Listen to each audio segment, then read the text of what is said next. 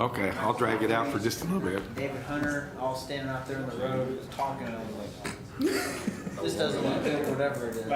Okay, if I can have your attention, I'd like to welcome you all to the September meeting of the MAPC.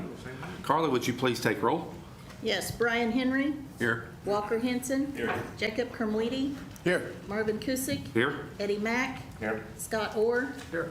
Cole Ream. Here. Don Roberts. Here. James Simonek. David Trudgeon. Here. That is a quorum. Thank you, Quorum. Thank you, Carla. Okay, with that, I'd like to call this meeting to order, and the first item on the agenda is to have the minutes approved. So moved. Second. I have a motion and a second to approve the minutes. All those in favor, aye? Aye. Those opposed? And that motion is unanimous. Next one is administration. A nice long one for me to read.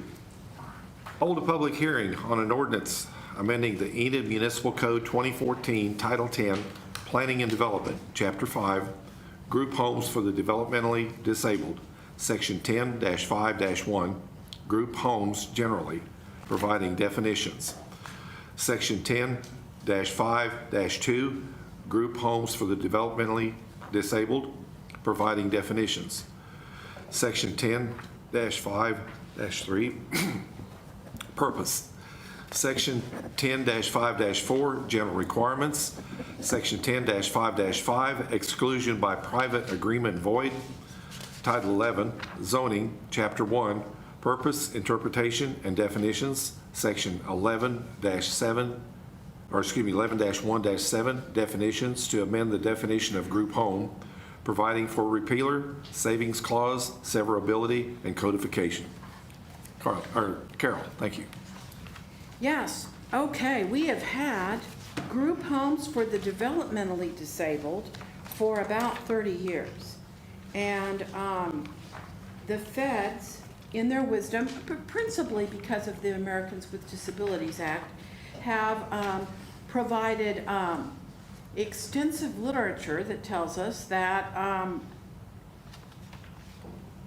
just having it for developmentally disabled persons is not sufficient. It needs to cover all disabilities.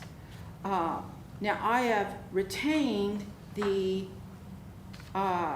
section on developmentally disabled because, one, they are currently being licensed by the state of Oklahoma, and that does provide a facility licensed by the state of Oklahoma, we would assume would provide a mechanism for making sure that everything is tip-top and that sort of thing, and maintenance, and I'm sure there are inspections regularly.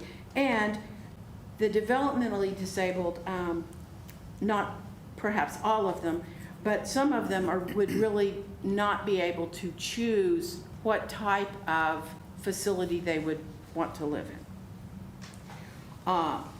So I retained the group home for the developmentally disabled in the ordinance, and then created a group home for the disabled that would allow more than, up to 5 persons who are not related to have staff and live in a R2 residence. And that's what this ordinance is about, and there may be people here that want to talk about the expansion. The state Fair Housing Act and the federal Fair Housing Act already provides this. So this is just bringing our 1982 ordinance up to date. Thank you, Carla. Is there anyone here that would like to speak on this? If not, Carol, may I ask a question? How does this compare with other municipalities of our size? Is this similar to what other municipalities would be modifying, and in particular larger communities? Well, this I think that, I do not, when I looked at some of the ordinances, they don't necessarily have a group home concept in their ordinance. But, Nothing?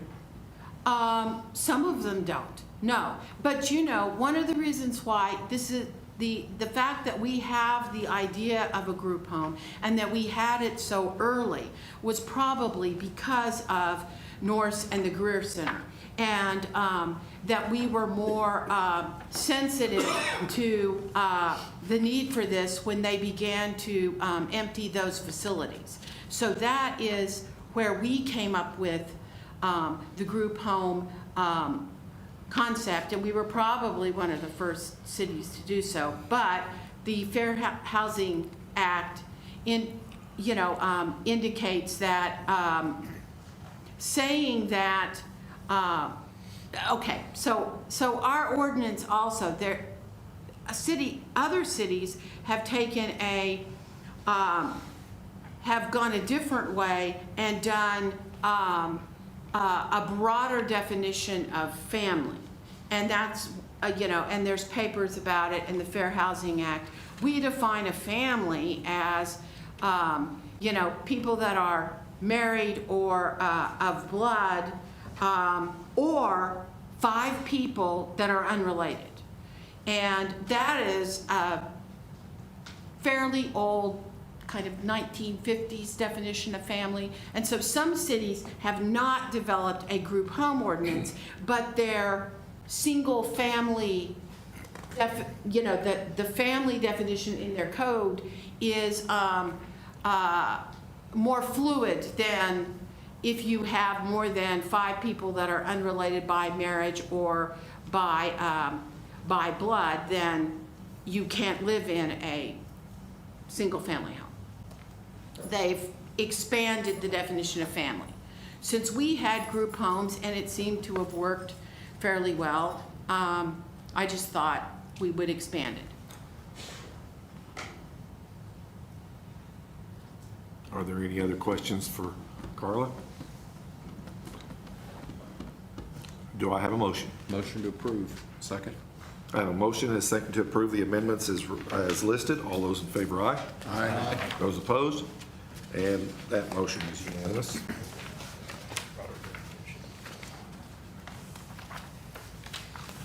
Item 4 is zoning. Hold a public hearing and consider rezoning property located at 1423 West O&K Garrett Road from R2 Residential Single Family District and R7 Residential Multifamily District to C3 General Commercial District to be used for food trucks and to make a recommendation to the Mayor and Board of Commissioners. Carla? Good evening. This is for property at 1423 West Garriott. You'll see it here on, there it is, the white dot here. This is the envisioning a comprehensive plan slide. This shows the reddish color here along Garriott. They call that a corridor. And since it's classified as a corridor, they think that that's a good location for commercial. The yellow you'll see is for residential. The green is drainage. And then the green dotted line across here is for the trail. And this red dot here is a neighborhood commercial at Van Buren and Garriott. So we'll go to the next slide, which shows where the location is and the zoning. You'll see this is the location. The water line is the blue. The sewer line is the green. And we have residential to the east. We have our drainage to the west. Of course, this is Wendy's. And then you have the residential to the south. You have some commercial on the north, and there's a little bit of residential on the north. So Mr. Torres is wanting to have a location for food trucks. That would allow that if the zoning goes to C3. And then the next slide I have shows, okay, maybe.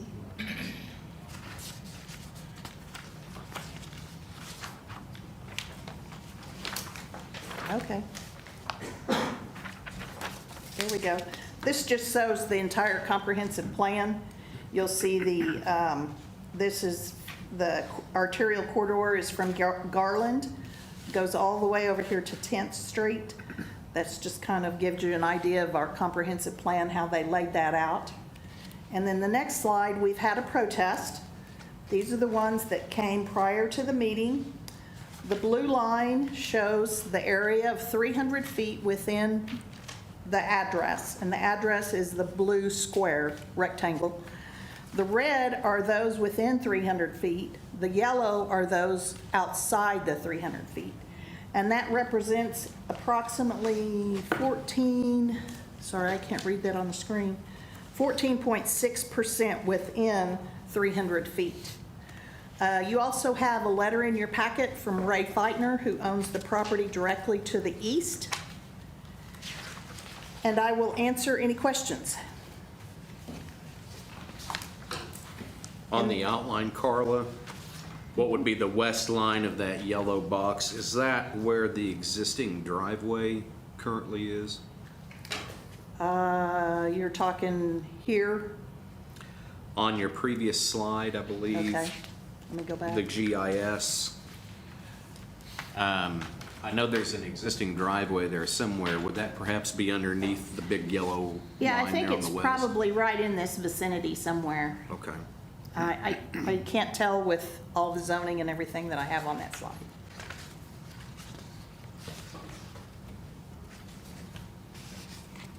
And we do have several people signed up.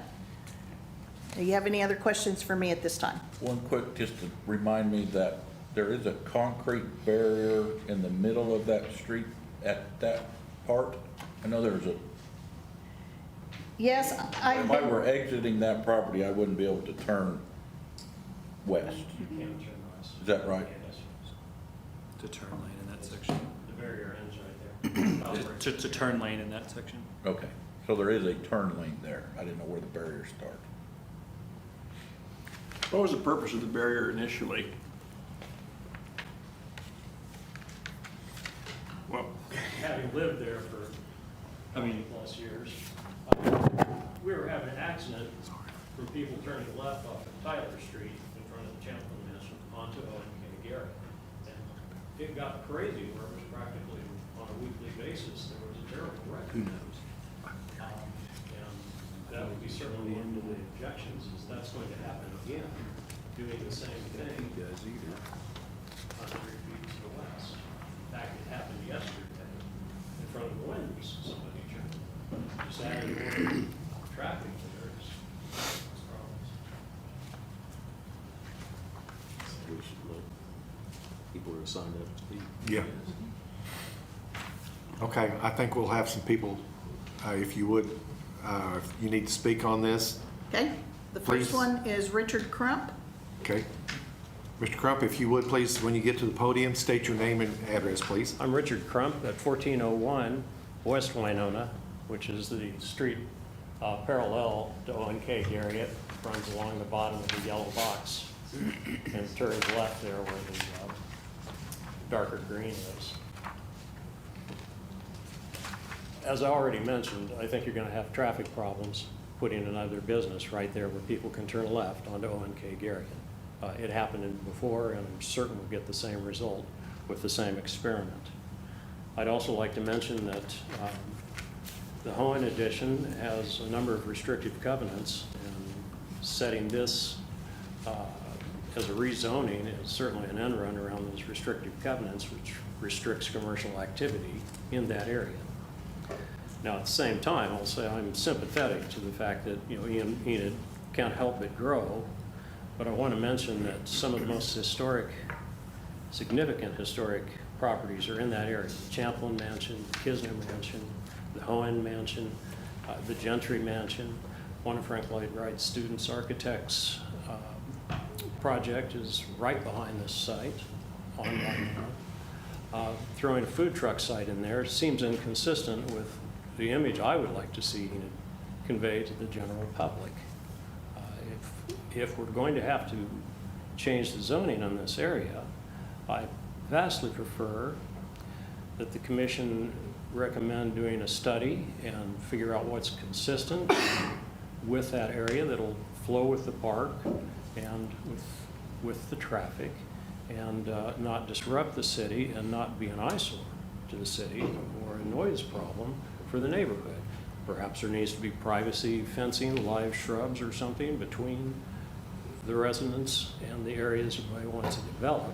But these things all need to be considered before we just go spot zoning food trucks and whatever comes next.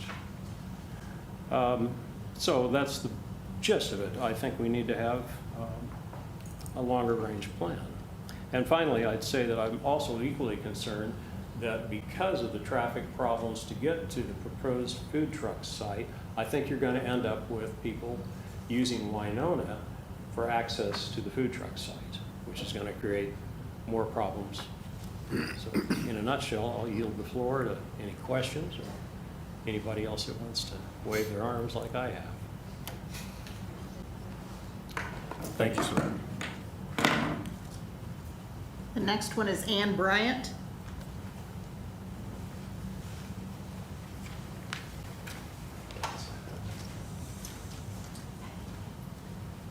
Ann Bryant. I live at 612 South Tyler, the Champlin Mansion. And I agree with Mr. Crump on the turning, the traffic, using Winona in that area.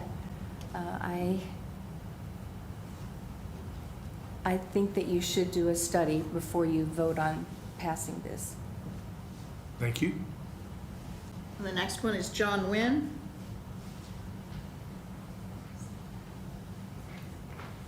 My name is John Wynn. I live at 1301 Veneta. I live probably 600 feet from the rezoning applicant's site. I want to speak in behalf of our neighborhood. I live in the Kisner addition, which adjoins the Hohen addition. As you know, those additions are 75 years old. And so we have a kind of a hybrid development. We have large homes in our neighborhood and we have small homes. And today our large homes have been redeveloped and they're going up, and the smaller cottage type homes are starting to wane, and they're kind of declining in condition and quality of site. And so it's important to me that we try to continue our neighborhood as is and hopefully improve it over time. The site that's been applied for is on the west end of 5 small homes which empty into Garriott. The site is a former home site. That home burned. And all 5 of those homes have separate driveways. The 2.5 homes that are on the east end back into the median. So they literally have either difficulty or can't go west on Garriott from their driveway. Even if they were to back in, they would have to cross the median to get there.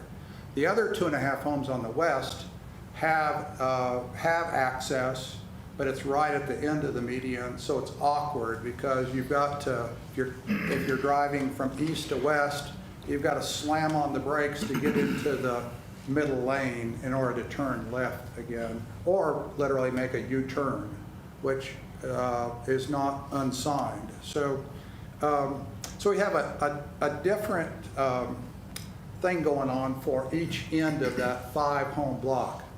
I'm not naive enough to think that that's going to continue to be a residential area. Those homes are starting to deteriorate, and our land use plan says a mixed use for that area. And so I would assume over time that those 5 homes are going to go commercial. But if we zone them independently, then the first one to get zoning is going to want a curb cut with commercial entry. And the last one, if it's on the east end, is going to get is not going to have any commercial value because it's only got one way in and one way out. And so the way I see it, and that actually is a spot zone because you're granting privileges to one homeowner and you're making the other homeowner suffer because you don't have a common plan for that track. Typically, we talk about donut hole being a spot zone, but a spot zone can be any inconsistency either between bordering properties, or also it can be an inconsistency within a group of properties, so that you're treating one different from the other. And so my idea would be to deny this zoning and wait until that full tract develops. And it could develop very nicely. It's catty corner to the old Federal Land Bank site, which is a nice commercial site. It's across the street from the pod of professional offices that Frank Davies developed years ago.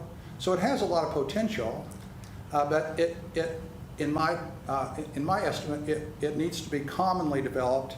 The common development would also allow someone to buffer it from the homeowners which lie to the south, so that there is some gap between the residential use, which is historic, and a new commercial use. So I would urge you to deny the application tonight. Thank you. Thank you, sir. Okay, and then Yanni Torres, the applicant. Do you want to speak to anything? I have nothing to say. Okay.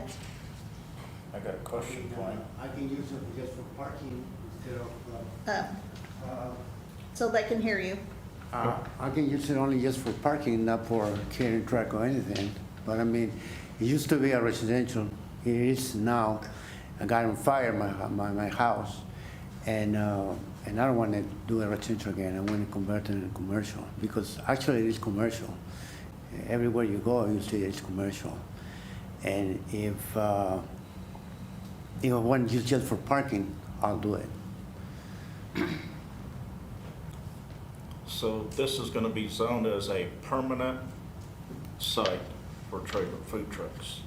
No, it's not going to be food trucks. I was thinking about, but that's not my idea, actually. Okay. I mean, I can use it for something else instead of food truck. Once it goes commercial, it could be any commercial business, correct? Any permitted use in the Within those- C3 category, So yes. and I don't know that this tract lends itself for really good C3 use, because that's really broad. Right. Perhaps where it's at, maybe a CO type zoning would be more consistent with the surroundings. I mean, as Mr. Wynn brought up, we've got some other offices around it. And I don't know that our zoning, just a generalized zoning for a place to maybe park things that are not. I think the zoning and the intention of the comprehensive plan would be more leaning towards zoning for permanent structures. I have some concerns about us just zoning something for maybe some parking, maybe a food truck, especially one that's got this many issues on the site. So I mean, in reality, you could open a bar, which you could do a lot of things. there's a lot of things that could be done. Well, and there is the covenant. Now, the city doesn't enforce covenants, but there is the covenant of, that it does not allow commercial, and it would seem like it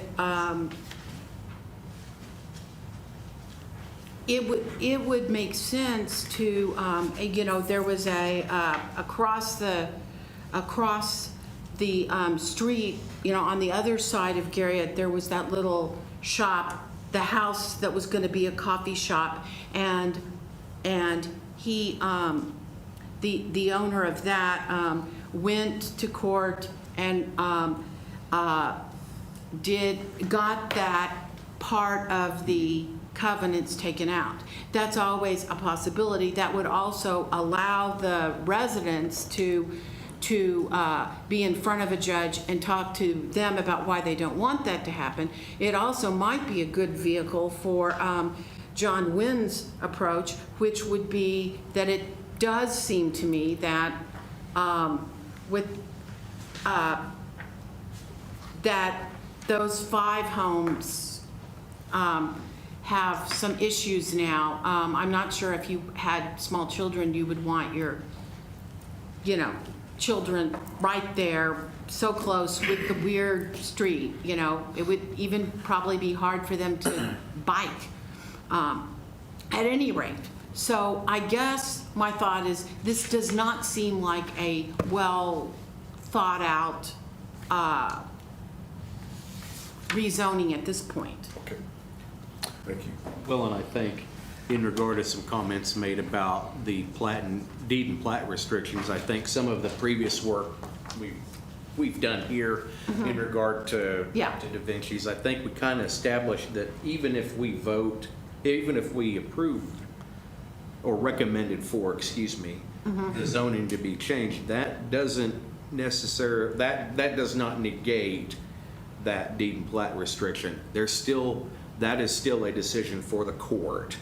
And so, we don't have quite that much power here. So I would say if Mr. Torres came back and said, I've got someone that wants to build a small office on this, I think that would be not only more consistent with the plan, but with the site. I'm not against you doing something with your property. Okay. But I think we all have some concerns maybe about this particular situation, so. My concerns would be restrooms and trash and things like that. There's No, other people no, that have a food truck, but I'm have not an gonna inside use, place. I'm not gonna use it for a food truck, sir. Okay. No. That's, Well, as it's stated, I think we're going to have to take it as it's stated right now. Correct? Yes, Okay. that's what the application says. Because of the zoning yeah. can allow it. Sir, may I ask you if, but for the fire, you bought it as a residence, correct? Yes, and my house got on fire. But for the fire, you 2019. wouldn't be here this evening. Yes, sir. Yes, sir, that's correct. That's correct. Okay. Thank you, Mr. Torres. Thank you. Okay. Anybody else have any other questions, or do we have any other people that want to speak? There's no one else signed up, sir. Okay. Commissioners? Motion? Now's the time, if anybody wants to talk. If you don't, then board will move on. Okay. If I had I no know some one- people came in later. Okay. Want to make sure that. I want to speak. Sorry. My name's Ray Feitner, and I live next door to this home. I actually own the home next to it. I too have the same sentiments that John Wynn has, is that we want to see it grow. I mean, there's no doubt. We want to see things happen, and I don't want to discourage people from doing that. I'm active in doing a lot of development here too, so I want to see things happen. But this lot is not very deep. It's honestly going to have to be something, if it goes commercial, which I do believe that it will at some point, all the way to the Champlin Mansion probably, but it's going to take all of those lots to make something feasible to work within that. It just can't be one. Because the home that I own, the home next to me, we can barely get out. We can get across both in and out, but all the rest of them cannot. And it is extremely difficult to get out. The home that I have, I'm probably going to put a circle drive in it just so people can get in and out of that home because it's that difficult. So having activities to come in one lot there and turn around and try to make a business out of that is just not feasible. It's feasible if all of them were in there. You could make something in some way to turn around and get around and make it feasible. But one lot's just not gonna do it. It's just too deep, it's too shallow. And I know it's because the home burnt down, it's next to Wendy's and McAllister's. It seems like, okay, this is the next step. But we have that big drainage ditch is a good division area right now for that. It makes kind of a good break. And I think it needs to stay that until somebody comes up to develop them all. It's just not feasible the way it is. So I appreciate you and hope that you deny this request that was submitted. Thank you. Thank you, sir. The location where the Wendy's and McAllister's are located, there were no restrictive covenants on that property. That was an apartment building before it was demolished, correct? Yes, So there were no restrictive covenants within the subdivision? not to my knowledge, no. I don't even believe that was part of a platted subdivision. I think it was just a tract of land. The the restriction is only on 35 feet, but he needs the 35 feet to qualify for C3. Chairman, move to deny or disapprove. Okay, I have a motion to deny and a second. I'm sorry, who made the second? Thank you. Okay. Let's do this with a show of hands. All those that are in favor of denying, please raise your right hand. Well, that's everybody. I believe that is a unanimous deny. Okay. Okay, thank you. Now, if you will, I would say, Mr. Torres, thank you, and don't be discouraged. Come back, bring us something that's maybe more in line, and we're not against you doing something with the property. We look forward to seeing what you may be able to do with it in the future. okay, if you would pardon me for just a second, I need to talk to Carl.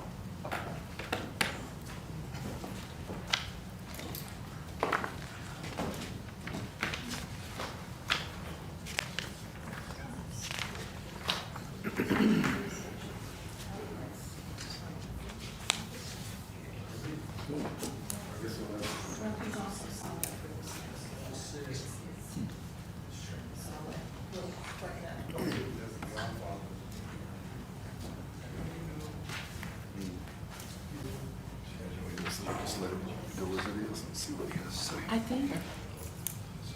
I think Mr. Torres had a question. Yes, yes. No? Okay.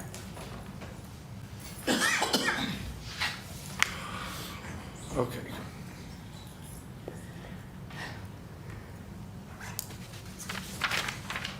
Okay, the next item on the agenda is our second zoning issue. Hold a public hearing and consider rezoning property located at the northwest corner of West Brow and Spring Ridge Road. From R7 Residential Multifamily District to C3 General Commercial District to be used for parking lot, and make a recommendation to the mayor and board of commissioners. Carla? Thank you. This is a piece of property owned by Bob's Farm. Mr. Eli Berry has made the application for the parking lot. You'll see here on our comprehensive plan, this is part of the West Garriott Destination Center. It's kind of right on the edge. This is kind of really a cartoon. It's probably real close because this very light line is the roadway. The next slide shows the yellow is where the property is located at. This is West Brow. There's O&K Garriott. This is the old Golden Corral location. It goes from O&K Garriott all the way to Spring Ridge. You'll see where the water and sewer are there. And I understand that Mr. Berry is wanting to sell this lot so they can use it for additional parking for this location right here. I will answer any questions. And there's a plan that makes a little more sense. Yeah. And also Eli Berry is signed up to speak. Just in case there are questions, I don't have. Okay, very good. Was there anybody lined up to speak against this? Nobody else is signed up. I move the approval. Second. I have a motion and a second to approve. All those in favor, aye? Aye. Those opposed? And that motion is unanimously approved.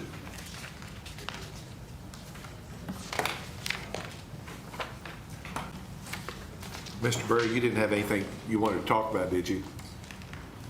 Here. Well, either one. We don't hear from Bob. Okay. Well, I was a little confused, sir. You said irrigation, and I didn't. Yes. I'll leave you with that. Well, we've already approved it. I mean, are we okay with the approval at this point? It's completely unrelated to the situation. Is it on the agenda? It's not on your agenda at all. We can't talk about it No. during the meeting. That's what I was trying to. Yeah. I'm sorry, Bob. So, We're waiting. Listen. After we adjourn the meeting. Yeah, I mean, okay. Our last item is a lot split Consider a lot split for Pioneer Telephone Cooperative Incorporated, which is part of the, oh, I'm sorry, yeah. He needs to excuse himself on this Okay. one. Consider lot split, which is part of the southwest quarter of Section 8, Township 22 North, Range 4, west of the Indian Meridian, located at 109 North 150th. Carla? Okay, we have a little lot split, 2.74 acres out of this entire tract that Pioneer Telephone has located, or excuse me, purchased where their cell tower is located. The agricultural regulations in the county require 5 acres, but the Garfield County Board of Adjustment granted the variance on September 9th, so they do have that variance. And then here is their survey showing the cell tower and the property. I'll answer any questions. Is this north of the approval? Second. No, this is out east. I already have a motion and a second to approve. I'm sorry, who made that?